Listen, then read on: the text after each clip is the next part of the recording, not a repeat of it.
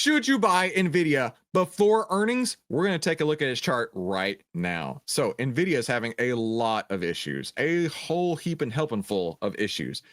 First, we've had several closes under the 10 EMA. Now, this is one of the things I like to call a red light. And you can see we've had a couple red lights come through recently before this big sell off here. Now, you're probably thinking, well, Chris, it doesn't matter if I get a red light, right? Because it was going up even higher. You cannot mathematically have a bearish trend without this red light happening first. So you had warnings. You had 1, 2, 3 warnings before this big sell off started happening. Does that mean it's going to crash? I don't know, because it just gave up another key moving average. The 10 and the 20 have both been given up. Now, what do those mean? What does a 10 moving average mean? The 10-day EMA is the indicator of the short-term trend. It has blown out the short-term trend. Okay, it gave you a few warning signs, but then it's blown it out. Second, the 20 EMA is a reversion to the mean after an extended uptrend. Okay, we just blew out the reversion to the mean trade. Look at this. Look at this giant move in Nvidia. Huge, beautiful. This is a big, beautiful trend, right? There's big, beautiful bills, big, beautiful ballrooms, and then there's big, beautiful trends. And this is a big, beautiful trend. But we got an issue. We got a huge issue. We don't have any overhead resistance here, but we do have a lot of people who are saying, I don't know about holding Nvidia through earnings here. So you've got your price under the 10, prices under the 20, and I wouldn't call it a bearish trend just yet. We want to see the 10 under the 20, price under the 50. And we're not there just yet, but we do have earnings coming up in the next few days. And so the question was, should you be holding Nvidia into earnings? Let's jump into Outlier, and let's build a full Outlier 9 platform, a full Outlier 9 perspective on Nvidia here. So first, we need to start with the market. This is the S&P 500 here. It's still sitting on a buy signal, for the S&P 500. So I'll give you that. The S&P is still in a bullish trend. So I'll give you that. Now, why do you care? 40% of the stock's move is due to the market. 30% of the stock's move is due to the sector. And the last 30% of the stock's move is due to the stock itself. So you want the 70% working with you because it's only the last 30% on the stock itself. So buy signal, 10 over 20, price over 50, in a big, beautiful trend as well on the market. But we got some issues under the surface. Under the hood of the market is how I like to look at market breadth. And we have bigly, giantly issues here. First, we're not seeing more and more buy signals. In fact, we're seeing more and more sell signals. If I go over here, I'll give you the exact number. For today, we have 115 buy signals and 182 sell signals. And it hasn't quite crossed bearish just yet, but it sure looks like it might tomorrow. Next, the number of uptrends versus downtrends. We're not getting more uptrends. That kind of peaked a couple days ago, but we are seeing a slight contraction in uptrends and a slight growth in downtrends. That's not going to help you. And if we go to the tech sector, it actually is already crossed over. The tech sector is already bearish. We have less uptrends, more downtrends, and a bearish cross on the number of buy or sell signals. That's not a great place to be. This is not looking good at all. So the breadth for the sector looks like doo-doo. The breadth on the market, I'm going to give you an orange light on this one. I'm going to give you a yellow light here because we do have the crossover. It's still bullishly crossed over, but the number of downtrends to uptrends isn't helping you out here. Let's go look at the fear and greed on the sector itself. So we need to go into Nvidia here.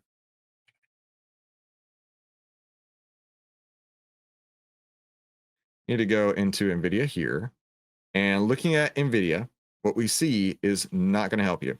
We see the fear and greed on the sector is starting to contract. It didn't get very greedy. I mean, it got pretty greedy, sold off pretty hard as far as like the average fear and greed score. Almost got to fear. Came up slightly in greed, but now it's starting to pull back down. So the sector is not good. The sector is not helping you at all. Let's go look at the stock. Sell signal.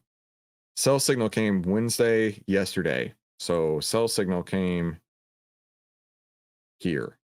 Sell signal came right here. So that's not going to help you. The trend is still bullish. I'll give you that. The fear and greed on Nvidia is not looking so hot either. Which one was that? Was this one here? The fear and greed has fallen off a cliff, right? We peaked around July 31st at 70, and it's been falling ever since then. And now the fear and greed is down at 62. So that's not going to help you there. There are no outlier blocks on top of it, though. There are no outlier blocks on top of it, though.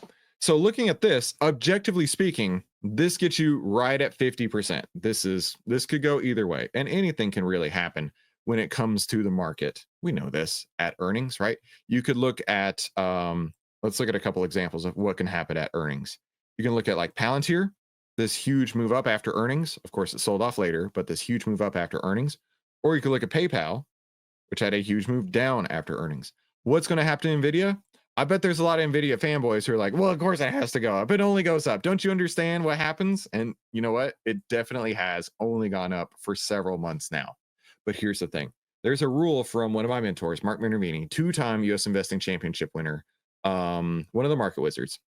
He says, if you see a high flyer stock like this, 50% of the time, it's going to go down by 80%. And 80% of the time, it's going to go down by 50%. Now, am I calling for Nvidia to drop by 50%? Am I calling for Nvidia to drop by 80%? No, neither one of those. But what I am saying is that all stocks are bad, even ones that look like this.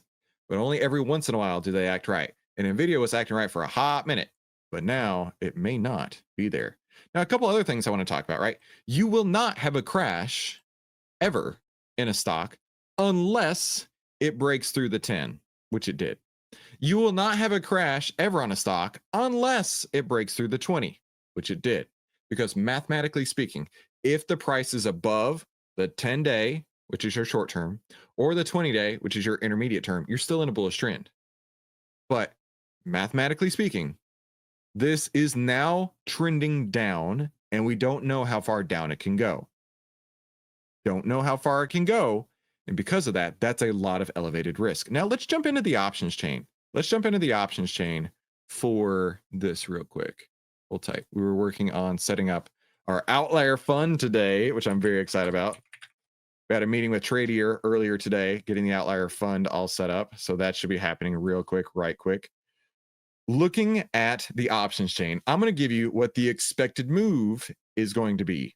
Now, the expected move doesn't guarantee anything, but it's giving you an idea of how much volatility you might be able to expect for Nvidia. So you'd need to go to the options chain with the earnings expiring on that Friday. Okay, so that'd be August 29th. Now, the way you price this out is you price out an at-the-money straddle. In this case, it's $6.60 to buy the call, $6.60 to buy the put. That gives you a mid price, all right, it went mid price on me, of $13.12.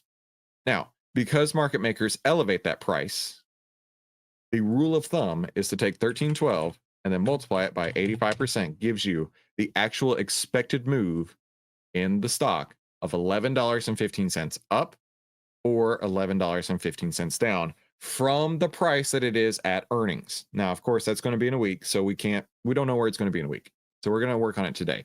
$11.15 up. Right there, around 186. $11.15 down. Here, around 163. That is a huge range. That is a huge range, right? Are you ready for that kind of volatility? Remember, one of the two things is possible going to happen. It could be a big jump up, like on Palantir, or a big dump, a big monkey hammer, like what happened in PayPal. Either one of these can happen. And look, even though we've assigned what the expected move is, that doesn't limit it, right? It could blow this out by double, up or down. Or it might do nothing. It might just flounder sideways. We don't actually know what's going to happen. So the way that I would approach Nvidia going into earnings, I wouldn't be trading it. There's no way. I would not own Nvidia into earnings. I wouldn't be buying Nvidia with your money into earnings. That's how much I would not own Nvidia going into earnings. But by all means, if you know better than me, you do you. You do you. Just always remember, you want to be trading risk first and not gambling first. Okay? This is not a stock that Chris would be owning into earnings. But I do want to take a look at some other stocks. Let's take a look at ADC. This is not ACDC. This is ADC, right? We're not back in black, right? We're not hearing the thunder, right? All right, looking at ADC. So ADC is in the real estate sector. It's getting more and more greedy. The sector is. It's got more and more buy signals. It's got more and more uptrends, less and less downtrends. This sector looks hot. This sector is hot AF. Okay. And then let's move from here into the stock itself. Okay. So it's got a buy signal. Looks like the 10's over 20, price over 50. And the fear and greed is rising ever so slightly. This is on ADC. But we got some issues. We got some issues, right? We do have a bullish trend. We do have a buy signal. We do have rising fear and greed, but we do have some outlier block right here. So if ADC can close above this outlier block, and it very well may today, and get around $74 or so, that actually looks like a beautiful setup to me. A really, really strong setup to me, but not until that point. Not until that point, because the market is on its highway to hell right now. Absolutely. Tyler wants to be back in green. Here we go. All right, let's do the next one here. The next one I want to take a look at is BZ. BZ. All right, looking at the BZ. This is in the communications sector. Communications sector, I'm not going to help you out on the sector either. We're getting less and less buy signals. It looks like it's about to cross over any minute now. And we're getting less and less downtrends and maybe sideways, maybe less uptrends, less downtrends, actually. So here's what I'm gonna do. I'm gonna meet you in the middle. I'm gonna give you breadth at yellow. Fear and greed. Let's take a look at that. Fear and greed on the communication sector is actually going up, so that looks really sharp. Next, let's go to the stock itself. Buy signal and a big beautiful uptrend. All right, it's getting more greedy as of today, so I like that. So boom, boom, boom. Lastly, let's go look at the chart for BZ. Now, you can make your charts look exactly the same as mine by using the free TradingView account with our free Deep Thought indicator. And then you'll have these outlier blocks exactly the same as me. Now, this is what you're looking for. This is a big, beautiful breakout. This is a big, beautiful breakout. But a big, beautiful breakout, but big, beautiful breakout, but let's talk about what this means. There were trap sellers on BZ, or trap buyers, I should say, all the way from May of 2024. The very first time price got up to this level, it got monkey hammer back down and went from around 22 down to 20. So a 10% sell off right there. However, the buyers have come through and overwhelmed the sellers. And that's what a big, beautiful breakout through an order block looks like. But you and I can both see that there is a big, ugly storm cloud looming right overhead. How much room does it have up to that point? It's got 7%. That's good enough for Chris. I can make a ton of money with the 7% move. So I will give you outlier blocks here. So BZ falls into strong buy. Kanzhoon Limited falls into strong buy category for Chris, for sure. D to E. D to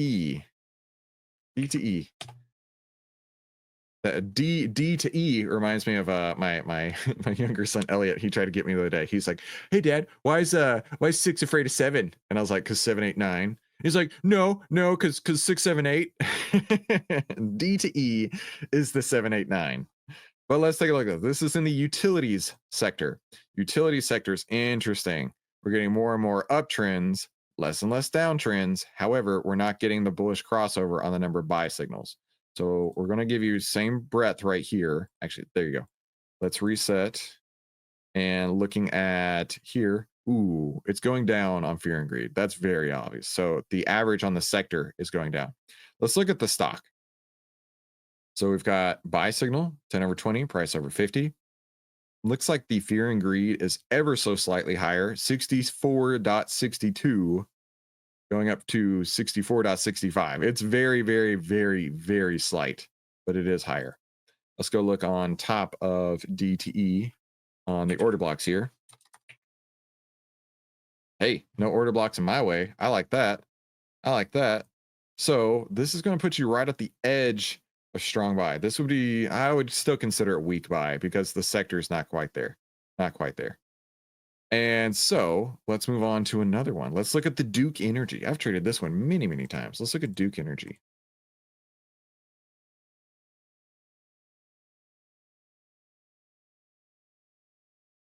Not the Outlier musical again. All right, Duke Energy, also in the utility sector. I don't have to change anything about this. And let's go reset on the stock. So moving up ever so slightly higher, 65.85 to 65.96. Buy signal, 10 over 20, price over 50. So we're going to go here. Boom, boom, boom. Anything going on with Duke Energy? No, Duke Energy looks really strong. That gives you Outlier blocks right there. Looks green. Oh, you know what? I think I messed up on the last one. But anyway, point is that this actually comes right at strong buy. Let's go look at the options for Duke Energy.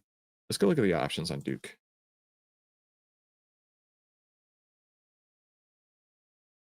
Let's go look at the options on Duke. So September 19th, and that's 29 days out. Lots of open interest. A buttload of open interest. I like that. So we've got 75 on the delta, 1800 on the open interest. Extrinsic value, $1.26 on 580 is how much? 21%. I like that. This, for me, if I were looking to trade this market, would be one that Chris would be interested in buying. The September 19th, 120 calls on Duke Energy actually looks really, really strong to me. Actually looks super duper strong to me. All right, so let's go to another one. Let's go to another one here. Let's go GFL. GFL. Not GFY, it's GFL. GFL. So we got a buy signal. This is on the industrials. We got a whole new sector over here. We got a whole new sector over here. There we go. All right, whole new sector. The industrial sector, not good. Less and less buy signals, bearish crossover, less and less uptrends, more and more downtrends. This looks terrible. Breadth for the sector, it looks awful. And the average fear and greed score going down as well. Looks terrible. Okay, now let's go look at the stock.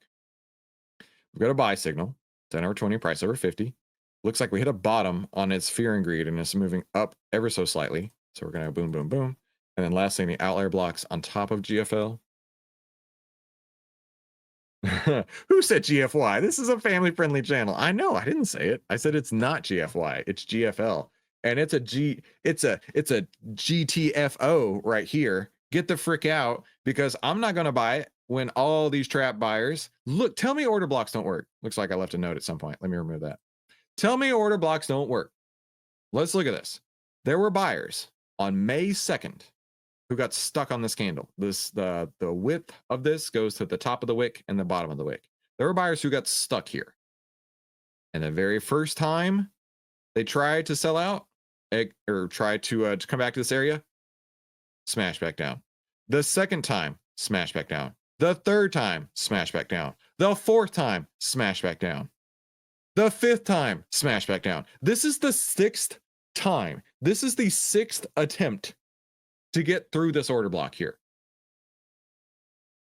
Trying to find an order block, like I said, you can get the exact same setups as I have. Trying to get through an order block is akin to driving your car directly at a brick wall and hoping for the best. One of two things is going to happen. You're either going to break through it and you're going to take a ton of damage, but you're going to get there, or you're going to smash in the wall and it's over. It's game over. It has been game over 6 times in a row on GFL. So GFL is a GTFO. Even if everything else is set up, I would not take a trade in GFL. Let's go to another one. How about KMB? Let's go to KMB. By the way, are you finding this useful? Do you like looking at some stock ideas, right? And if we find something, going a little deeper on it, does this float your boat? I need to know. I need to know. Good for you, mofo. All right, this is in the staples sector, new sector. All right, so we got a buy signal. Actually, let's work on the sector down here. More and more uptrends, less and less downtrends, and more buy signals. That's what we want to see. That's what we want to see. So, but here's a big but. We've been looking at the utility sector. We're looking at the staple sector. We're looking at a weird thumbnail that my computer has decided to put up at the same time. Look at that guy. Who dat? Who dat? It's like the Spider-Man meme. Who's that guy looking at this guy? That's weird. Anyway, when the staple sector is strong and the utility sector is strong, that is not good for the market. That is not good for the market at all. I'm telling you right now, when you see those two sectors in particular moving up, getting more buy signals, everything looking beautiful, that is bad for the overall market. This is where flight to safety goes. So with that out of the way, and my stupid little thumbnail out of the way, more and more greed coming through, less and less fear. Buy signal, 10 over 20, price over 50. This is KMB. We have a big ugly order block on top of it. A big ugly order block on top of it right here. A double order block. It's like a double rainbow. It's a double order block. There's no way Chris would be buying this one. No way that Chris would be buying KMB. But I do want to take a look at some of your suggestions. I want to look at some of your suggestions. Somebody put in VO, I believe it was. I'm scrolling up. I don't know where it went. Apologize for not knowing who said that. I would totally give you credit for it. But let's go look at NVO. Order block city. That's kind of like Gotham City, right? My kids and we talked about Gotham City one day. I don't know if you know, but I'm Batman. It's just a thing. I'm Batman. And my kids and we were talking about Gotham City, and it's like, who would want to live there? I mean, legitimately, if you heard about Gotham City, how likely are you to move there? I can guarantee you that all of the Texas roadhouses have already moved out of Gotham City. I can guarantee you that real estate value has probably plummeted in Gotham City. Crime is on all-time highs. Every time you turn around in Gotham City, you got the Joker, you got Scarecrow, you got Penguin, you got Two-Face, you got Poison Ivy, you got Mr. Freeze. Who else? You got Bane. Like, you got all these guys running around the place. And Batman is just like, he's got his hands full at all times. Who moves to Gotham City? I don't know. You tell me. So looking at the healthcare sector is really on my shit list right now. Really, really on my shit list right now. But taking a look at the healthcare sector, they have a good Chinese restaurant. That could be it. They have a good Chinese restaurant. So you got the healthcare sector, less and less buy signals, but more, it's kind of hard to tell right here. I'll say it's flat. But really, really strong fear and greed coming through here. So I'll give you both of these. The stock itself, buy signal, still within a downtrend. Let's see if it's changed today. That was NVO. Still within a downtrend. Your 10 is under the 20, prices under the 50. Oh, this is Novo Nordisk. Okay. There's a lot of news going on with their GLP drugs. There are no Dutch Bros in Gotham City. No way. Not for a princess like me. So the trend is not going to help you. What about the buy signal at NVO? We do that buy signal. Came on Tuesday. Hear that one. Fear and greed has bottomed and is starting to push back up. Got down at 9. Pushing back up here. All right. And then any outlier blocks on top of NVO. Not for a while.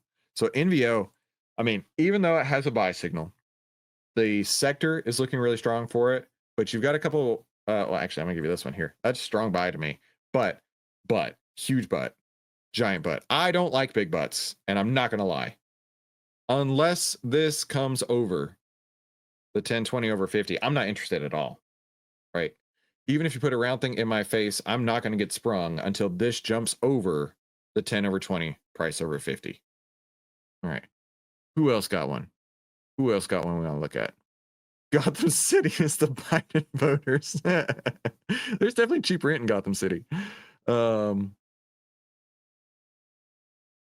Let's see. Terry wants to look at Mo. This is Altria Group, I believe. I don't know why it's called Mo, but I believe this is the Altria Group. This is a staple stock. I remember I've traded this a handful of times. Yeah, Altria Group. Why in the wide world of Sparts?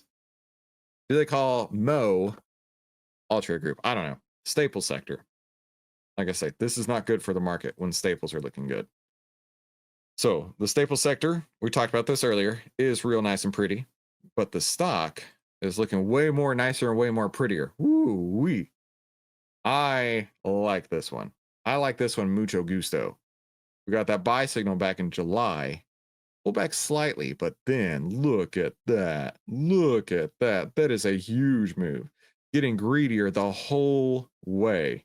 Dadgum, trend, signal, fear and greed. Now, the only issue I have with this is because it went from around 57 and now it's up at 78.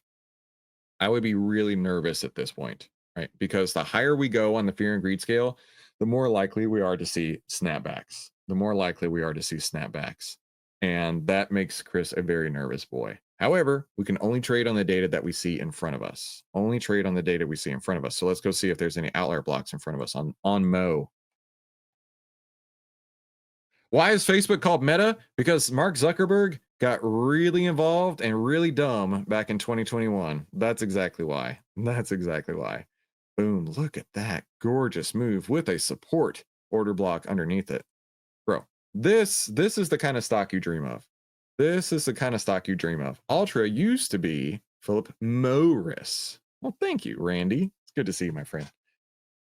Look at that. That is actually really, really beautiful. That's exactly everything you'd want in an uptrend. But of course, when we get that high elevated fear and greed, that makes Chris a very nervous boy. I don't want you to be a nervous boy. I want you to save time, make money, and start winning with less risk. And the only way to do that is by clicking one of these two videos. Have a fantastic day. I'll see y'all later. Talk soon.